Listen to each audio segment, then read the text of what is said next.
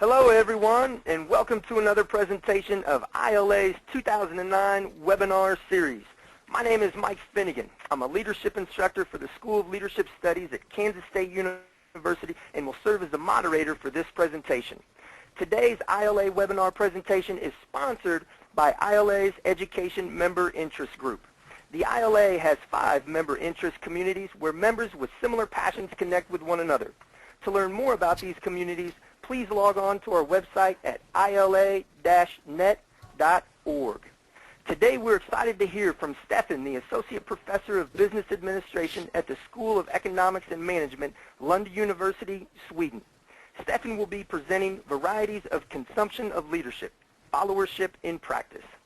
Stefan's research interests include identity, leadership, followership, organizational change, and management of knowledge-intensive firms. He's published about leadership in several international journals and authored many books on management, leadership, and organizational change. Just a couple of logistical notes before we begin. We will take questions at the end of the presentation, but feel free to type and send your questions during the presentation. This way we can respond to questions in a chronological order as they align with the scope and sequence of the content presented. To ask a question, simply type it into the questions box of your webinar controls. Once submitted, I'll receive the question and pose it to Stefan at the conclusion of the presentation. Since Stefan is unable to actually see the audience, we assume that you're going to be smiling, nodding in affirmation, and we hope that you demonstrate your engagement by submitting multiple questions. I'll make an announcement about the rebroadcast at the end of the presentation, but without further ado, it's my pleasure on behalf of the Education Member Group to welcome Stefan as he presents Varieties of Consumption of Leadership, Followership in Practice. Okay, thank you very much for that, Mike. Well, warmly welcome everyone to this webinar on the Varieties of Consumption of Leadership, subtitled Followership in Practice. My name is Stefan Sveningsson, as Mike said, and I'm an Associate Professor at the School of Economics and Management, Lund University, in the city of Lund in Sweden. Before I enter the actual presentation, I just want to give you a brief agenda for today. I'm going to structure this by beginning to talk a bit about the background of this particular project. I'm going to mention something about the theories that we think are important coming about followership. I'm going to say something about the methods that we use, that we have used in order to find to study followership in practice.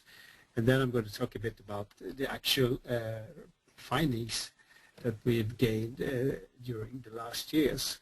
And then I'm going to end with some conclusions about the consumption of leadership. I've been working on a rather large international project about leadership and identity, as Mike said, for several years now. The ambition in most of those projects that I have been involved in has been to try to study leadership in practice. Now that may sound like a rather large ambition, and it is as well, I guess. But we feel that there are a lot of theories, concepts, and fine reasoning about leadership. But a common problem in much leadership writings is that we seldom have the possibility to really see what presumed leaders are actually up to. And in our project around leadership, we have been trying to follow leaders in actual organizations, to talk about leaders, to talk with leaders about leadership, to talk to leaders about how they think about leadership, how they sense about leadership, and also possibly practice leadership in various ways. And one of the key results in that leadership result is that there is a lot of talk going on about leadership, but obviously there's much less doing of leadership. And so there's a kind of discrepancy between the talk of doing leadership and the actual doing of leadership. People like to talk about leadership, people like to identify themselves with leadership, people like to talk about themselves as being leaders in various ways and all that, but they have difficulties in really practicing that kind of leadership. They talk about practice leadership the way they define leadership. So there's a certain discrepancy here. And we think that leadership research and other kinds of research, it's important to try to focus on some of these contradictions, some of these discrepancies, and some of the clashes perhaps, and some of the inconsistencies as well, in order to improve leadership, in order to learn something about what's going on in the field to some extent. And these ideas has also been to some extent informing how we will approach the notion of followership. While doing these leadership studies, when we were talking to leaders in a variety of business organizations about their leadership, we also had the possibility to talk to subordinates. And we had the possibility to talk to subordinates at length about how they looked upon their own role as followers in large organizations, and in particular to talk with them about how they looked upon their presumed leader, how they related to their leader, and how they saw their relation and the specific interaction between themselves and their presumed leader. We had the possibility to talk to them about this, we had the possibility to interview them about this, and we also had the possibility to actually observe the actual interaction between presumed leaders and presumed followers in a variety of different instances. And what I'm suggesting here is that I think it's very important in order to understand leadership processes to also somehow approach how followers contribute to and possibly sustain, maintain, or undermine the leadership process. Because I think that the followers are perhaps a more active part in that particular relation that is perhaps at least traditionally understood within the leadership research. Because one of the peculiarities of leadership studies is the rather strong underemphasis on followers. I mean, we often suggest that there are no leadership without followership, and that there are no leaders without followers. But even so, the literature that specifically elaborates on followers and followership in practice is still rather scanty. I mean, the traditional view of the follower is that of a rather passive receiver of influence, occasionally moderated with a contingency element such as complexity of task and maturity, etc. Of course, there are some recent writings that take a more active view of followers and followership by explaining the significance of these for leadership processes and organizational effectiveness. And following these rather recent writings, there is a variety of conceptual types and roles of followers, and some writings occupied with broadly explaining leadership processes as dependent upon or contingent upon followers' need for meaning, clarification, and safety. And some of these theories, I mean, romance of leadership, for example, or social identity theory of leadership, look at how followers are quite productive in creating leadership as well. And there are also some post-structuralist informed texts of follower positioning in terms of the self, connected to identity issues and stuff like that. And all these texts are fine and very, very contribute a lot to the understanding of followership. But still, I think it's reasonable to say that the phenomenon of followership is less studied in depth in organizations, in real-life organizations, from a more interpretative and qualitative point of view. And I think that we perhaps know less about how people really look upon, understand, sense, and possibly practice followership in relation to people constructed as leaders. And also related to that, how followers contribute to, maintain, or perhaps resist and ignore leadership processes, leadership initiatives in organizational settings. And I think that this way of looking at followership amounts to investigate in some depth how the relation between a leader, presumed leader, and followers really emerges and forms in terms of understanding, in terms of the understanding of the follower, looking into this process from the follower's points of view. And well, one way of approaching this is to try to investigate how people position themselves as followers in terms of consumption of leadership. And this means, in our case, to try to look into the varieties of consumption and consumers. Some are more active consumers looking for any possibility to consume, while others are more restraining, perhaps a bit more cautious about their consumption. But the ambition is to try to investigate the nature of interaction between the follower and the leader, and from the follower's perspective and its significance for the leadership processes. And by drawing on the idea of consumption here, the ambition is to show how the presumed followers partly create, shape, and form, as well as undermine, resist, and neglect processes. Now, one thing which we think is, I think is important here is that, I mean, the issue of consumption is, of course, a bit, I mean, there is a demand aspect of leadership, of course. People demand leadership, people ask for leadership and all that. But by using consumption, I think maybe we can open up the discussion about demand and desires a bit more. And we use consumption here as a rather soft or rather open theoretical concept, because it lends itself to many different fields of investigation, possibly also the investigation of relation between followers and leaders. And as everyone knows, I mean, to some extent, consume refers to use up, waste, and exhaust. I mean, these are the classic negative associations of the word, perhaps. I mean, this involves consumption that use up something as a commodity to the extent that it disappears. But consumption also refers to pleasure, enjoyment, and freedom. I mean, consumption as a way of gaining happiness is not so far-fetched, as everyone knows, of course. Consumption marks style, taste, and ultimately status in society. And in contemporary writings, the consumer is often characterized in rather complex terms as one who desires, buys, and uses up a commodity, but also one that actively chooses and buys or refuses to buy. The consumer is often described as having a moral or ethical reservations, as one who needs and demands, as one who is suspicious, explores, and interprets in a variety of different manners.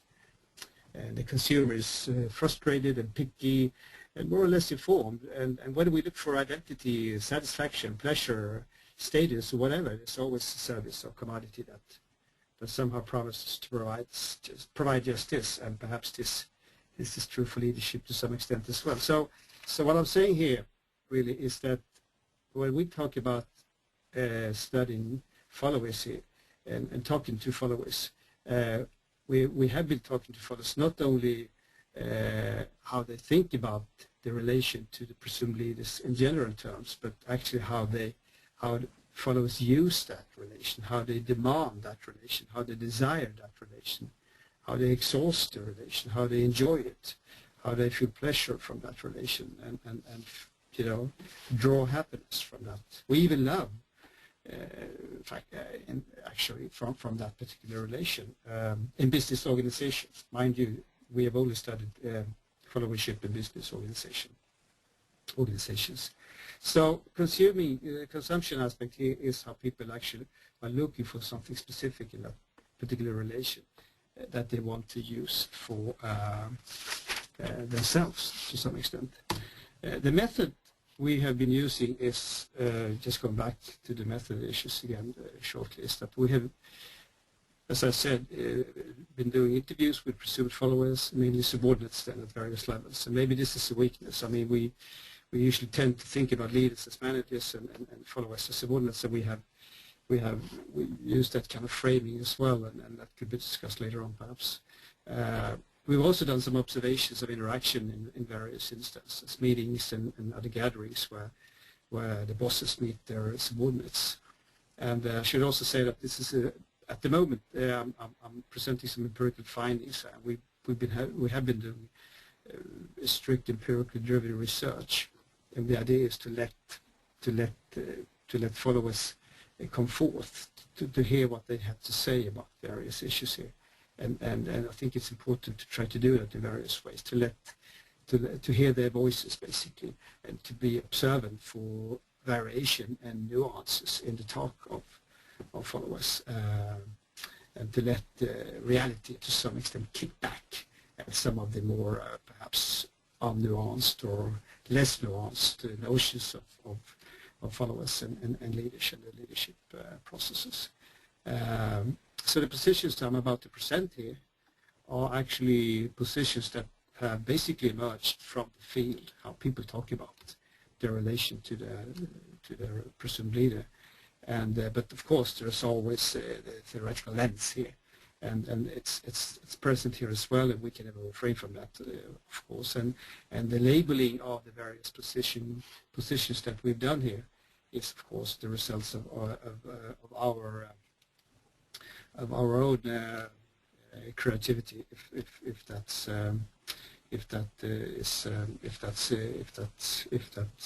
fine.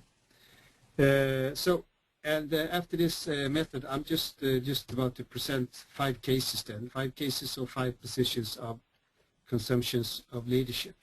And the five positions that we have found is the shopaholic, the eco-consumer, the frustrated consumer, the connoisseur, and finally the rebel. And so I'll just go through these and like empirical findings, 5 empirical positions, and then I'll just make some conclusions around these 5 positions of followership. Starting out with the shopaholic, first we have what we call the worshipper, and this connects to massive consumption. Here we have one particular person, Gloria Boss, HR manager, and she says, I have one of the best bosses in the world, and then it is not difficult to enjoy work.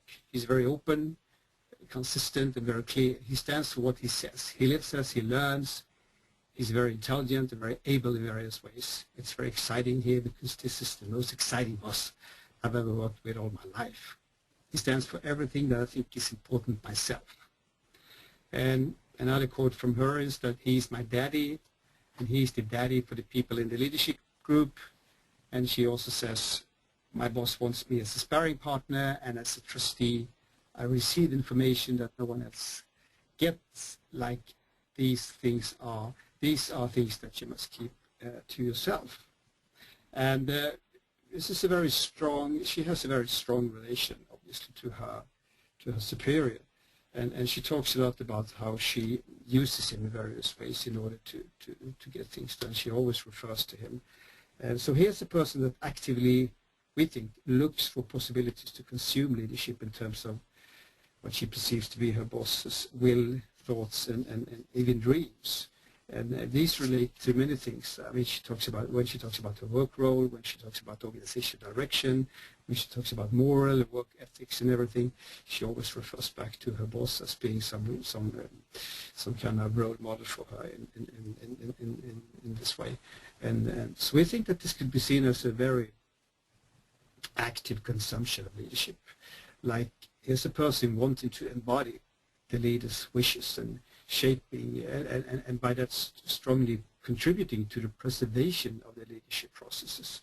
And this particular HR manager seemingly buy the whole concept of a superior boss, and this could be seen as, we think at least, as a rather massive, we talk about wholesale consumption, maybe not a very, maybe one can use another word there, but creating strong bonds here, at least, of loyalty, and the follower perhaps even being more or less consumed by the leader and the leadership process. But the important here is, of course, that the shopaholic actively co-produce the leadership process that provides organizational and moral direction and certainty and status as well for her, because she was looked upon, her boss, as inviting her to participate in various exclusive discussions around things. So here we can see how the leadership process that emerges here is partly co-produced by the subordinate or the follower in question. I will get back to this in the conclusions later on. Another kind of consumption is the more moral consumption, and here we have what we call the skeptics. And a couple of people can illustrate the skeptics. First we have Laura, which we call, it's a middle manager.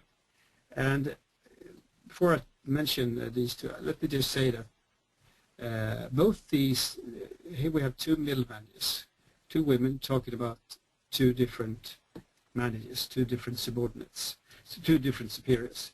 And these 2 superiors, these 2 managers are really looked upon as leaders in these 2 organizations as well. These women are actually talking about leaders that are normally regarded, very highly regarded, and both these leaders are seen by many in these organizations as good leaders, as strong leaders. So these 2 managers have quite strong images of being good leaders. But here we have 2 middle managers that are a bit skeptical towards this image that these leaders have developed among the many others in these 2 organizations. And Laura, who is a middle manager, says about one of these guys that he's an enthusiast, and that's funny. He is also a developer. But then she says, but sometimes it becomes too much. Like when he says, it's good, Stan, at meetings. And she suggests that this is just routine. It's just a matter of expression, and there are no thoughts behind these expressions. And similar when it comes to Hannah. Hannah also talks about a manager then that is very highly regarded. And she says he uses other people. They only serve his agenda. He is unforgiving if people make mistakes. And he can turn in a split second from the supporting hurrah to frightening now, just get that under control, with an evilness which is horrible to experience. I don't believe in him. I don't trust him. I'm sure he won't be there for me if I'm in trouble. So here we can see 2 people that I'm just about to switch. Here we can see 2 people that take a very cautious position in terms of the leadership that is offered. They regard the offer here as a bit unreliable and have difficulties in really embracing these seemingly attractive offers without hesitation. And as I said, the managers referred to here have built very strong images of being excellent leaders. People have reservations about the legitimacy of what is offered by the leaders and their leadership. These are cases of a skeptical consumption of leadership. And although they contribute to a certain continuation and preservation of the leadership process, the leadership processes potentially become much more frail and precarious.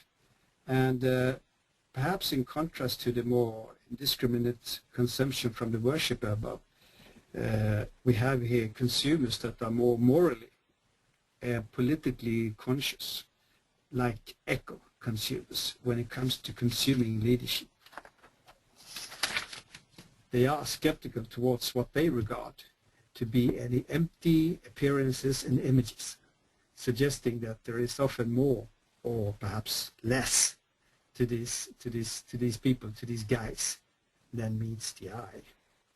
And as Laura suggests, there's nothing substantial behind the sometimes very impressive offers made. These are followers that look for what they regard as genuine, legitimate, and authentic, not just some empty routine gestures that may impress some people. So, and important here is, of course, that the leadership process, they contribute to the leadership process to the extent that they allow themselves to become influenced in some ways, but they at the same time, the leadership process are potentially much more frail and uncertain because there is this doubt, there's this uncertainty, and there's this skeptical stance from the followers in question. That was the second, the eco-consumer. Third, we have a very large group of people, perhaps, the disconfirmed. We talk about partial consumption, and this is what I previously referred to as the frustrated consumer. And of course, there's a lot of frustrated people in organizations. And so this is a very large group, and I think maybe we in the future have to differentiate this group even further. Here we have 2 people. One is Lars, who is an employee, and Mary, middle manager. And Lars says about his superior, she's an extreme case. She sees people as machines solely, as input, output, and doesn't care about the person inside. the relation between the leader and the employee doesn't interest her. That frustrates me. And in a similar vein, Marie, middle manager, says, there is something about him I don't like. I don't feel that he sees me as a person. I'm a resource, just a number, and that's beginning to get to me. I see him as exceptionally cold and calculative. And of course, these are this is not very uncommon in organizations. And we can here see that not being recognized as particular persons makes it difficult to embrace leadership offers. Just sorry about this, I have to switch to the next. Makes it difficult to embrace leadership offers, or at least acknowledge superiors as good leaders, suggesting this enchanted leadership process from the perspective of the follower, as compared again to the more enchanted process produced and sustained by the worshipper above. People allow themselves here as well to become influenced by the leader, but are dissatisfied with the quality of this particular relation. And in this case, it's emphasizing the emotional shortage that they feel here. And we can see, we think, a consumption process that is incomplete, very partial, and this makes the consumer very frustrated. And this suggests kind of frustrated followership expression of frail leadership process, leaving people dissatisfied, possibly with a lower self-esteem, depending, of course, on the significance of leader approval and confirmation. So here we have the situation in a complete leadership process potentially creating motivational and identity problems, which are, of course, mostly important in many industries. And I also think that this frustrated consumer relates to how people sometimes complain in various ways in organizations about the superior. I mean, complaints are not unheard of, right? And we always meet people who whine and complain and about your boss and all that. And I think that's sometimes I think it's important to try to nuance this complaining and how they really relate to the superior, and how these complaints have any particular significance for people. And I think that here it's possible actually to show that there is an emotional element that is actually lacking, and that the lack of recognition in these particular cases is strongly connected to the feeling of not being seen as a person, of course. And so it's difficult to consume the offer here to some extent as well, even though one may become influenced by what the superior has to say in certain respects. I guess this is a matter of the importance of emotional aspects and feelings and satisfaction in work in general. Fourthly, we have what we call the autonomous or selective consumption.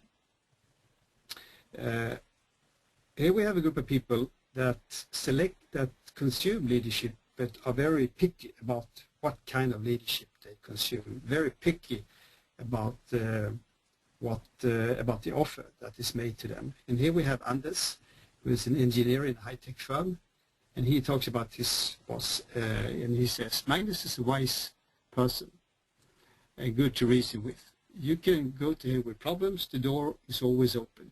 He influences me by having a second opinion in what I regard as significant issues.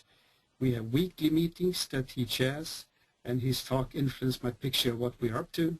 However, when it comes to the innovation work, the things we are to develop, then we have no interaction. In those questions, I'm autonomous. So I'd say he has a supportive role where we contact him if we need advice, and this works fine. And of course, common for many engineers we have encountered at the field is that they consider leadership as something potentially very valuable, but also something that should be exercised and consumed on followers' terms. That's why he talks about leader as a second opinion. it should be exercised on followers' terms in terms of what, when, and how. These people contribute to leadership processes in terms of selectively consuming some parts of the leadership advice, perhaps that are requested from subordinates, that followers themselves initiate and call for. And this is an active but very selective consumption of leadership, only focusing at what they consider to be the good parts. And like connoisseurs, they can carefully choose which service advices, in this particular case, to consume. One could talk of a choosy and picky consumption that one considers to be very well aligned to one's perceived demands and wishes. So here we have a contribution to leadership processes, but this contribution to leadership processes is only made on demand of the follower. And I think it's sometimes one can look. It's important to look into these things. What are the connoisseurs actually picking? Take ourselves, for example, when it comes to academia. In Sweden, we have a trend at the moment where university managers and leaders are expected to do much more leadership today, and not least leadership in terms of visions, strategies, and guidelines and stuff like that. But normally, or very often rather, academics are perhaps a bit less interested in that kind of leadership, and more interested in perhaps a more administrative kind of leadership, perhaps more management. I mean, I'm just glad if the managers in my organization just keep the organizational machinery running, and the leadership I can do mostly myself, and I guess that goes for many academics. Although of course there are some kinds of leadership that could be important. My point is that I think it's sometimes important to try to pick out what parts of the leadership are interesting for different kinds of people in professional knowledge-intensive work. Okay, the last one, 5, are the protesters who try to avoid consumption. There are those that protest against their leaders and don't want to have or have difficulties in consuming the leadership that is offered. Subordinates of one particular person here, we have subordinates of one school leader, CEO of a private school, and they label him leader, but they don't see themselves as followers, actually. They talk about his coaching style. We here have John, who's an employee at the school organization. He talks about the coaching style here of his manager. The coaching style didn't work at all. Completely miserable. He wasn't the right man at all for the business. He didn't dare to make any decisions because he was strictly controlled by top management. He said he would sleep on it and get back to you, even when it came to small details such as buying material, books, or something like that. He was spineless and incapable of taking decisions. When Areta came down, he was like a puppet. Here people initially talk about leadership, but then they refuse to actually become influenced by the superior manager on account of what they perceive to be bad leadership. And people here are really trying to circumvent what they perceive as bad leadership. They rebel against their presumed leaders, and they try to resist and undermine the presence of leadership processes. And perhaps the rebels are perhaps those that are most critically oriented towards leadership in their respective organizations. Okay, so a few conclusions then. That was the 5 empirical positions that our empirical material suggests.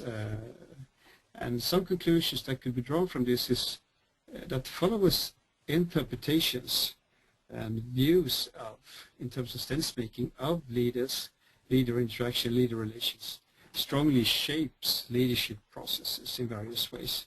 So how followers interpret these are very important to understand in order to understand the leadership processes that is actually going on in organization which also, of course, suggests that these are very important in order to understand how should we actually work with leadership in various organizations. What are the options we have here?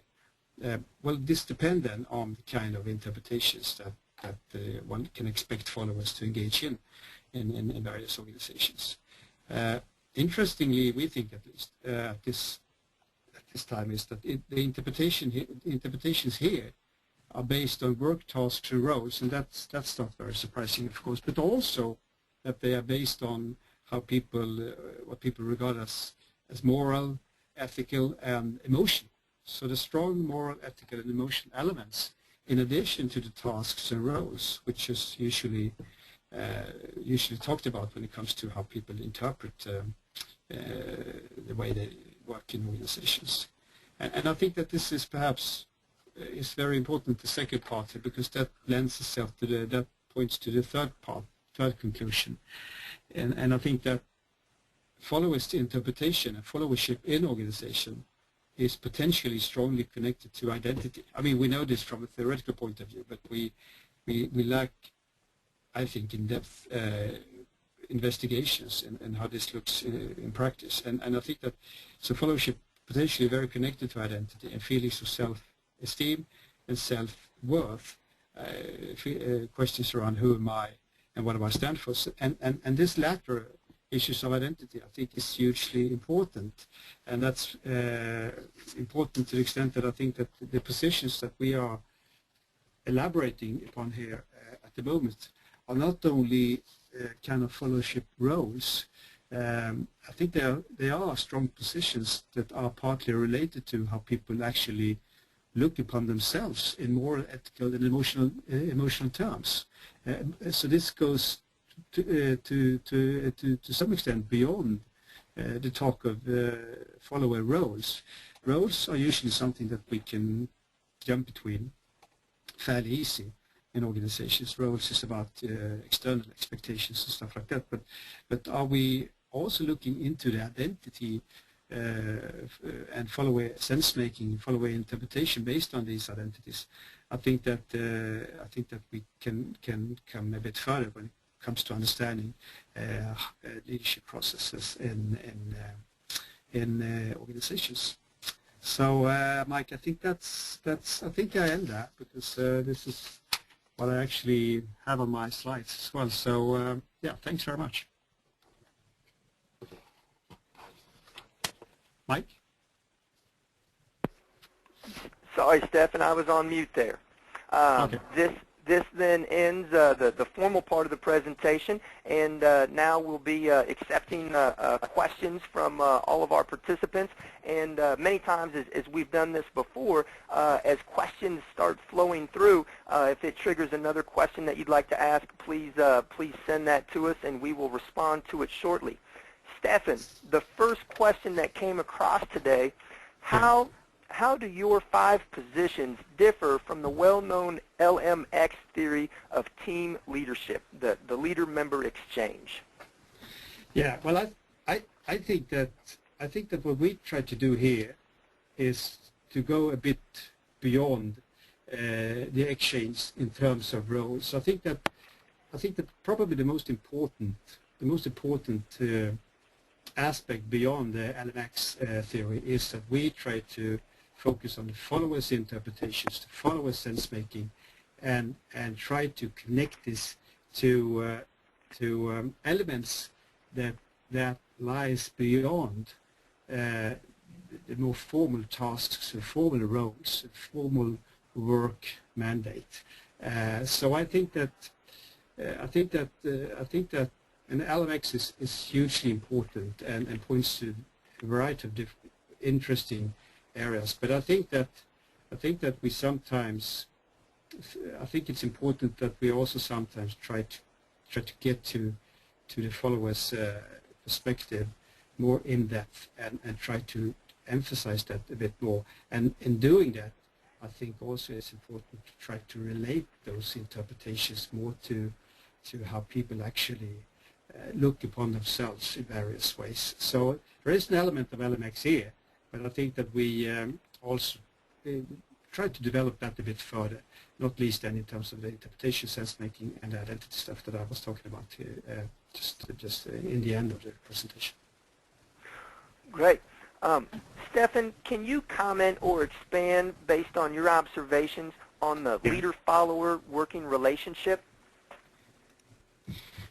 Yeah, now that's very interesting, because I think that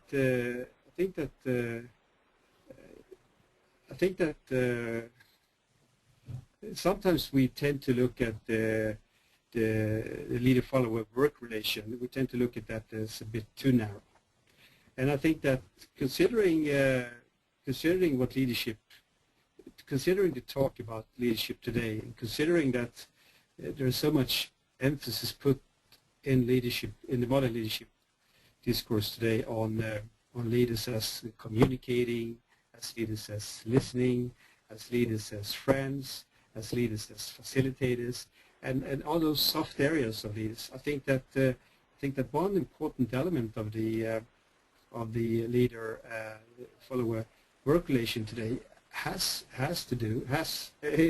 is connected to the emotional and moral element in terms of how you actually recognize people and how you treat people as humans, basically. And I think that the person orientation in the classic leadership discussion has been advanced hugely during the 10, 15 to 20 years, and I think that we will see lots more of this in the coming years. And I think that so I think that the work relation will become further transformed from just containing an instrumental element to also containing lots of other elements connected to moral and emotional and stuff like that. I'm not sure whether I answered that question. But, yeah, no, I think that was a great review. Stefan, next question. What effective strategies have you observed during your research that helps transform the disconfirmed or partial consumption into more of an active participant or follower? Yeah, that's a tricky question, isn't it? I mean, it's a very just question. I mean, it's a very important question. I think that's if I were to give you a good answer on that question, I'd probably be considered for the Nobel Prize. No, but it is an important question, and I think that going back to what I said previously, considering the development of society today, where we put lots more emphasis on the emotional aspects, on the social aspects, on the human aspects, basically where we actually put more emphasis on the therapeutic aspect when it comes to relations between people in general. I think that it's people expect their managers also to, well, I shouldn't say take care, but I think people today to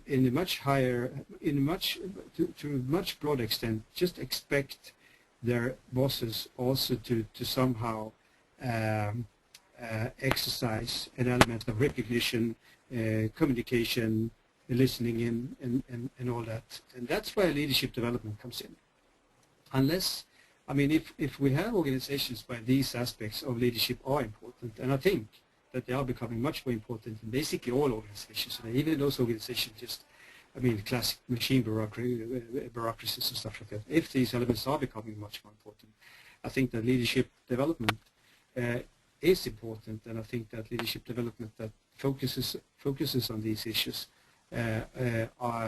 is hugely important for managers. So I think that in order to, I mean, it's a tricky question, but one way of trying to close the gap or making leaders more attentive to these issues is to train them in issues that makes, I mean, that really gets their attention to that people are people, you know, and one of the problems with, you know, the incomplete consumption or the frustrated consumption was that people didn't feel like people really, and of course there's lots of trends and a lot of forces in organizations, so sometimes productivity is on the top of the agenda. But even so, I think you know, you have to, considering what people are talking about, you have to be attentive to that people needs some kind of appreciation and recognition in organizations, and of course leadership developers are, an important actor in that respect. And I think that there is lots of good leadership development, around that also acknowledges that to a lot of extent. I don't think universities is always so good at this. We have our MBAs, we have our executive MBAs and all that, but sometimes I think that some of the consultancy organizations or some of the external personal developers are perhaps even better than us in training these specific capabilities. Yes. Stefan, this question is regarding the methodology. Could you please elaborate how large your sample was regarding the number of businesses you included in your study and the number of interviews and observations you conducted, and how were the different businesses context selected? Right. We have chosen, there is a variety of different industries here, a variety of different companies as well. I'd say that there are mainly knowledge-intensive firms. Now, this is a tricky concept in itself, but mainly knowledge-intensive firms, mainly organizations that are involved in rather in research and development, or consultants, or generally working with rather knowledgeable and skilled and well-educated workforces that are involved in rather complex problem solving, usually at least. And we've studied these processes within 5, 6, 7 companies, and we've been studying these companies for we do in-depth case studies within these organizations, meaning that we usually study these organizations for 12 to 18 months, sometimes even longer. And in this particular case, we started with meeting the leaders in these organizations, the managers, and then we met 50 around between 40 and 60 managers in each organization. Now this is huge, I know, and then we also talked to the subordinates in these organizations. Now we haven't talked to subordinates to 50 or 60 managers in each organization. We picked around 10, 50 managers that we think are perhaps more interesting in terms of that they work in more complex areas, they have more people reporting to them, they have stood out in various ways. People talk about these, they are significant in terms of people, for people, how do people relate to them, and they have strong images, and they have also, important in this respect, many of them have actually gone through leadership development as well. So that's a kind of interesting finding perhaps. But mainly knowledge-intensive firms, and we talk about telecom industries, we talk about the state organizations, we talk about consultancies, we talk about pharmaceuticals, and we talk about organizations like that. So we think, and we've done this study for several years now, so we have and observations. We have observations for more or less every manager that we've studied as well to some extent. So the empirical material is rather huge, and we're still working on it as I'm talking now, basically. And so we think that, and of course, the important thing with doing research on leadership as well as followership is that you gain access. Access is hugely important. Without access, one can, I think, start talking about these things how much you want to, and of course you do that in a more theoretically, perhaps a bit more speculative manner. But we regularly get good access in Scandinavian countries, and perhaps Sweden in particular. So, and I think that the access element is hugely important in order to try to develop these positions that we have here. So we have good access, variety of organizations, variety of leaders, and that's a variety of subordinates. And usually we don't talk to subordinates just once. We talk to them at several occasions. So at least 3 or 4 occasions we talk to them. So we actually get to know people to some extent as well. And sometimes we even develop informal ties to these people, and because these are tricky. And that's important as well, because these are, partly tricky things to talk about to subordinates, how is your boss and stuff like that. And of course, sometimes you get the answers you're looking for, but one has to be aware, and be quite open and let people really talk about things. And then one has to be a bit critical as well. I mean, as I said previously, people tend to complain a bit, and sometimes you end up being a therapist for some people as well. And so one has to keep the roles and have to keep check on the role one has oneself in these studies, of course. So there are some methodological issues surrounding these kind of fieldworks. But we think it's better to do these kind of studies where you try to actually study some of these elements in depth and embrace a more open approach rather than forcing respondents to respond to questionnaire statements about followership, and which we think perhaps is a bit. Sometimes you actually produce the phenomenon that once you look into, and our thing is to assume less about what followership is actually, and to be open for, as I said when I spoke initially, and to be open for the possibility that things doesn't always hang together the way we expect them to do. So instead of imposing order, one has to take seriously the risk for inconsistencies and incoherences and ambiguities and contradictions and stuff like that, and varieties, as we've done here. And I expect this to develop even further. So we may end up in differentiation of some of the positions that we already have here. These are preliminary findings, and I think they point in a very interesting direction. And we will proceed with this in various ways. So yeah, that's a long answer to a short and important question.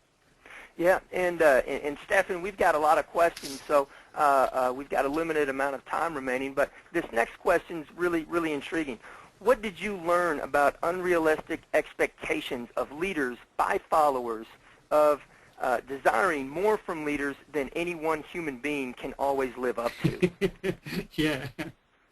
Yeah, that's. I think that sometimes when one reads through the followership literature, it's a good question. It's a very good question. It's a very important question. And sometimes I actually think that the word followership.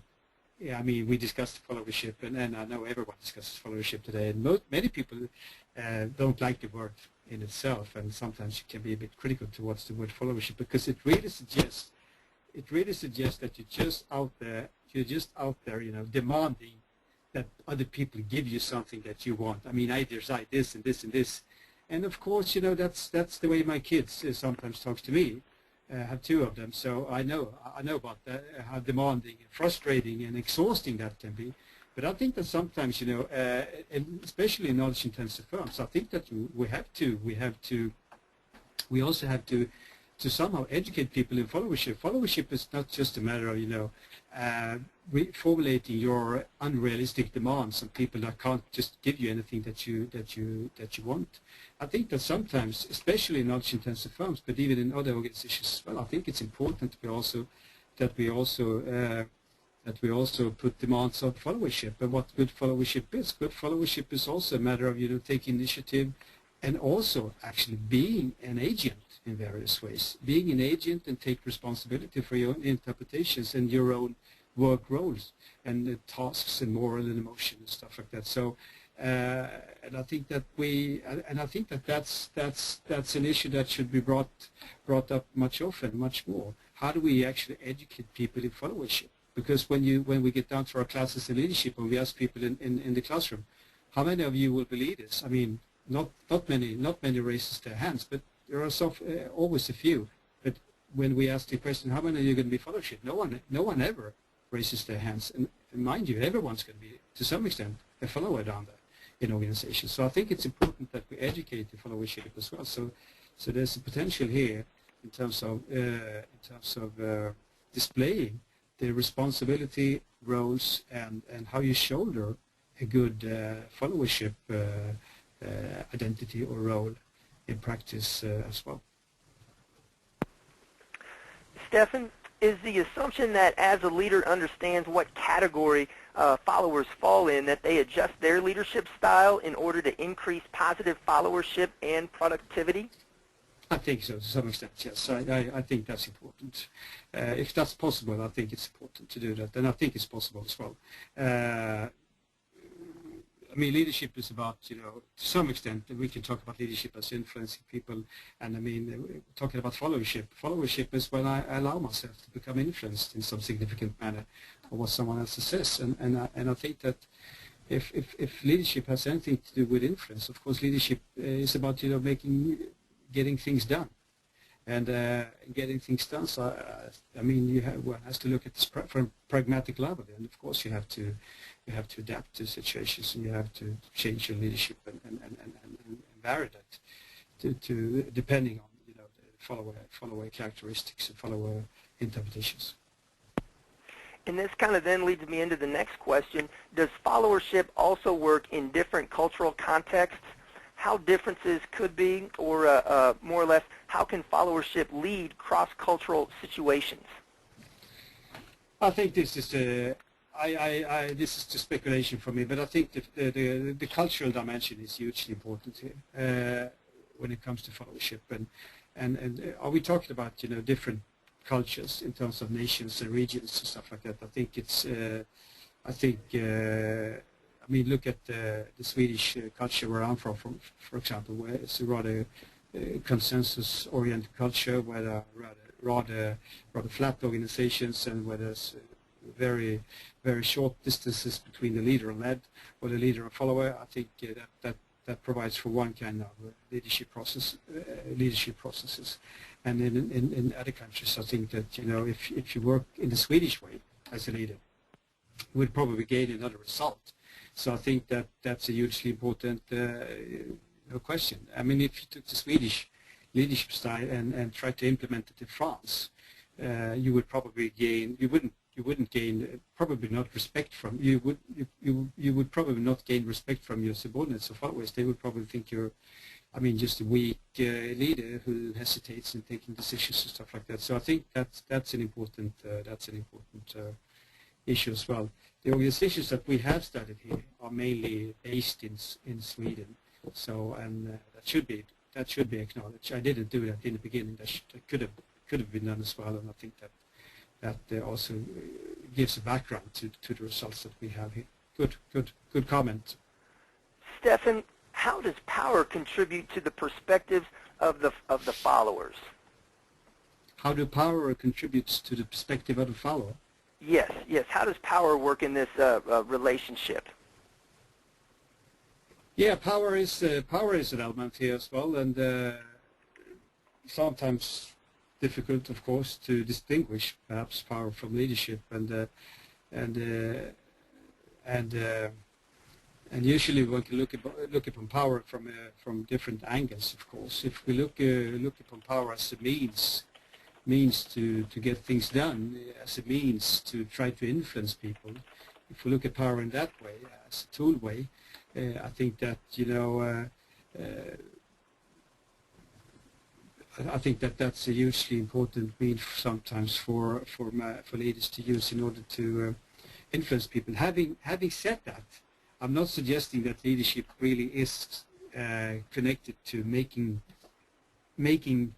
people do things that they don't want to do. I mean, if power is defined as making someone do something that they wouldn't do without that particular power of making someone do something that they really don't want to do, then I'm not sure we're talking about leadership really. I think that leadership is about influence.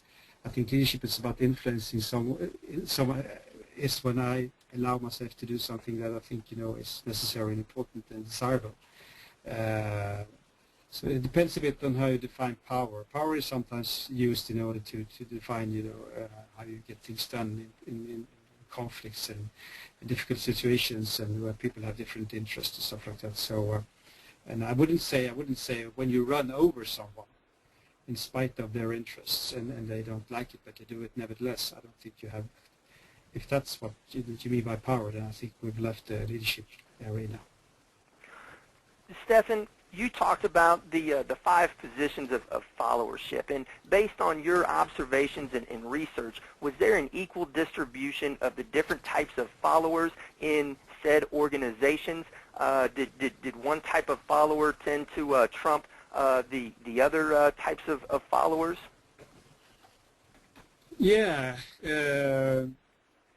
good question as well. I think that they were rather equally distributed. I think that maybe this depends a bit again. I mean, talking about knowledge-intensive firms, so there is this autonomous issue, of course. But I think that if there is any of the position that stands out a bit, and I think also that stands out in terms of frequencies, I think it's the frustrated group, the frustrated position.